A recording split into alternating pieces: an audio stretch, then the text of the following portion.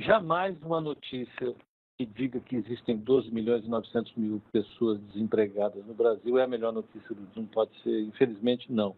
A taxa de desemprego caiu de um trimestre para outro por conta desses outros números que você colocou junto aí. Não é que aumentou o número de pessoas que estão trabalhando. A composição das pessoas que estão trabalhando, mais a composição das pessoas que não estão trabalhando, permitiram a gente chegar num número que apresenta uma queda estatística do percentual de pessoas desempregadas nesse trimestre. Mas isso mostrou uma situação do mercado de trabalho extremamente debilitada ainda. Ele não mostra sinais de melhora, o que é bastante razoável, já que o PIB não deve ter crescido no segundo trimestre. Ele mostra a renda caindo um pouquinho em termos reais do segundo trimestre para o primeiro trimestre. A renda média do brasileiro está em cerca de R$ 2.100 nas grandes cidades.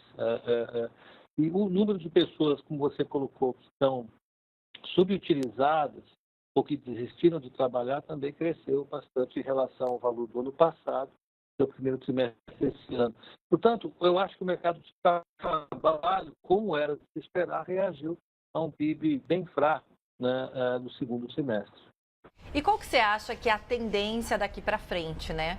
A gente continua com esse número de desempregados no país caindo um pouquinho a cada mês. Você acha que essa é a tendência? Não, eu acho que a tendência é a manutenção do desemprego num patamar muito elevado, pelo menos até o final do ano. A gente viu esse número aí para o período que se encerrou em julho. Provavelmente o período que vai de agosto, setembro e outubro vai ser um período completamente influenciado pelas eleições.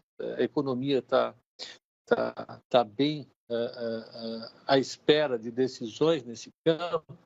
Eu acho que nenhum empresário, nenhum agente econômico relevante vai tomar grandes decisões de investimento enquanto esse cenário eleitoral não estiver um pouco mais claro.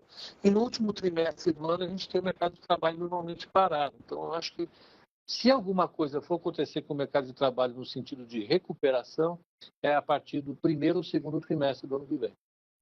Também o que a gente pode ter é que a gente também mostrou várias pesquisas aqui, né, Pedro Paulo, falando que o número de profissionais sem carteira assinada também está diminuindo, né? Esse trabalho é informal. Hoje a gente tem no Brasil, acho que em torno de 33 milhões, né, de empregados com a carteira assinada. Tem esses trabalhos informais. Você acha que a gente pode ter pelo menos um fôlego com isso, pensando aí final do ano, comércio, aqueles empregos temporários? Ou você acha que nem isso, nessa instabilidade que a gente anda na economia esse ano, por conta principalmente do cenário eleitoral, podem ajudar nesse cenário daqui para frente?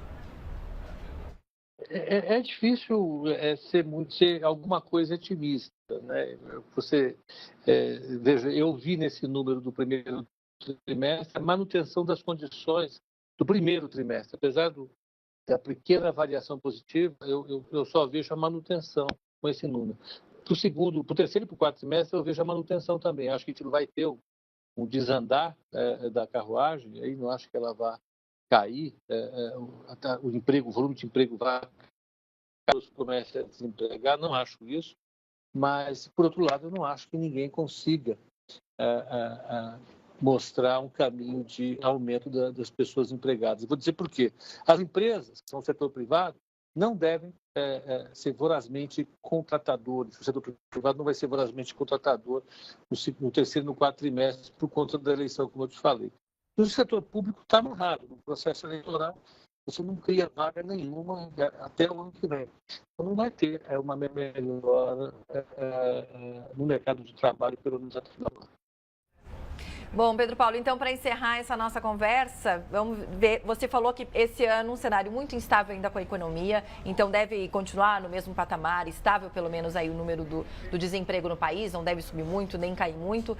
A partir do ano que vem, dando essa estabilidade aí também com o cenário eleitoral, né, com os nossos políticos aí já formados, quando é que você acha que começa a tomar pé a economia como um todo do Brasil? Quando é que ela começa a sentir que acabou esse ano eleitoral de instabilidade e a caminhar aí para a recuperação?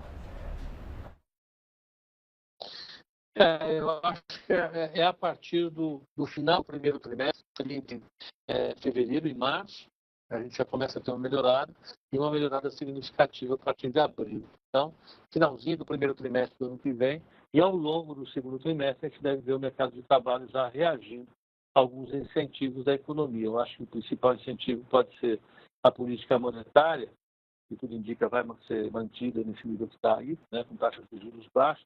Ela deve proporcionar um impulso adicional já a partir do primeiro trimestre do ano que vem.